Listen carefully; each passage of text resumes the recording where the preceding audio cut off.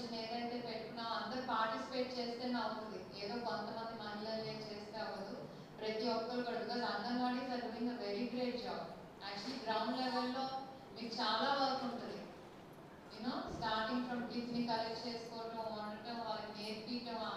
ఎందుకంటే crucial years, young early age లో మీరు పిల్లలతో డీల్ చేస్తూ ఉంటారు కాబట్టి వాళ్ళు ఎలా మౌల్డ్ అవుతారు అనేది మీ హ్యాండ్స్ లోనే ఉంటుంది. సో మల్టిపుల్ రెస్పాన్సిబిలిటీస్ చూసుకుంటూ ఫీల్డ్ విజిట్స్ చేస్తూ అంగన్వాడీస్ చాలా బాగా చేస్తున్నారు. డెఫినెట్లీ మీకు ఏవైతే ఇష్యూస్ ఉన్నాయో ఐ థింక్ దాన్ని ఎవరు కూడా పక్కకు పెట్టట్లేదు. Government will talk on that. So ఎవరో చెప్పిన మాట వినకుండా మీకు జెన్యూన్ చేయకుండా please approach the government. Definitely they will do.